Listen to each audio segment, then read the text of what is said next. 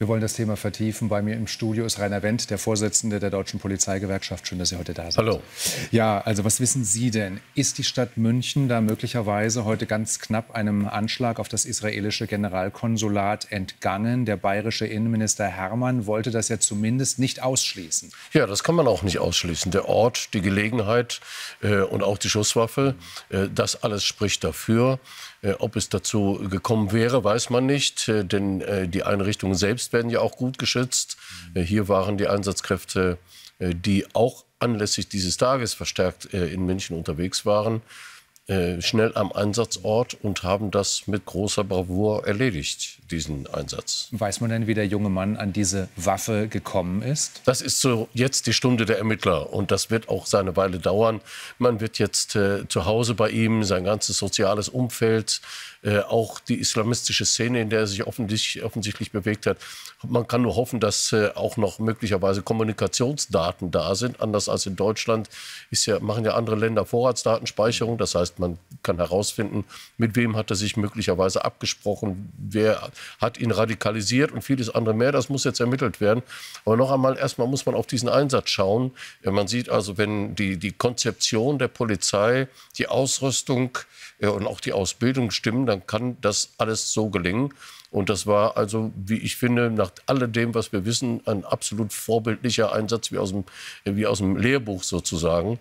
Und dass ein Täter zu Tode gekommen ist, ja, ist bedauerlich, aber dann auch nicht zu ändern. Aber die Beamten haben, so wie man das sieht, alles richtig gemacht. Und zwar in kürzester Zeit eine wirklich schwere Gefahr beseitigt.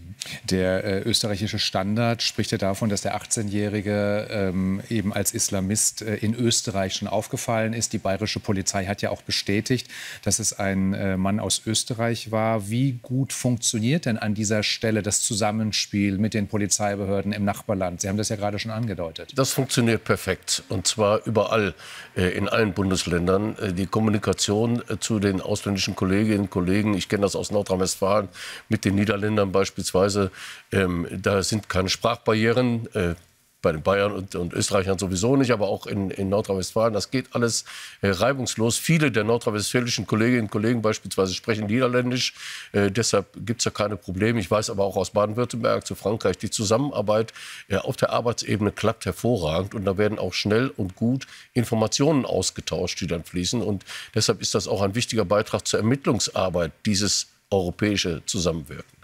Sie haben gerade schon angedeutet, dass in Nachbarländern die Polizeien größere Zugriffsrechte haben, sei es jetzt im Internet bei der Überwachung der IP-Adressen, Videoüberwachung und dergleichen. Inwiefern muss dieses Ereignis heute Vormittag in München jetzt ein weiterer Weckruf für die Bundesinnenministerin sein, auch vielleicht für die Landesinnenminister, dass man die Arbeit der Polizei stärker unterstützt und ihnen mehr Kompetenzen einräumt? Und da sind wir ja permanent mit zugange. Es gibt ja auch noch ein anderes Ereignis heute. Die Bundesinnenministerin hat heute das Lagebild organisierte Kriminalität vorgestellt. Der Schaden, der dadurch entstanden ist, hat sich verdoppelt in einem Jahr.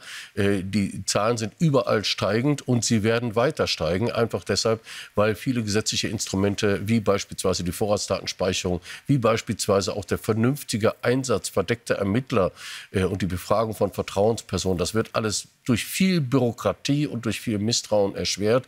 Das heißt, wir brauchen endlich die Zeitenwende auch in der inneren Sicherheit. Die Bayern sind richtig gut aufgestellt mit ihrer Polizei. In München ist jedes Jahr die Sicherheitskonferenz. Die Einsatzkräfte sind topfit, was solche Ereignisse angeht und können diese Fähigkeiten, diese Erfahrungen, die sie mit solchen Ereignissen haben, eben in solchen schwierigen Einsatzsituationen auch nutzen. Perfekt gelungen. Rainer Wendt, vielen Dank für das Gespräch. Gerne. Dankeschön.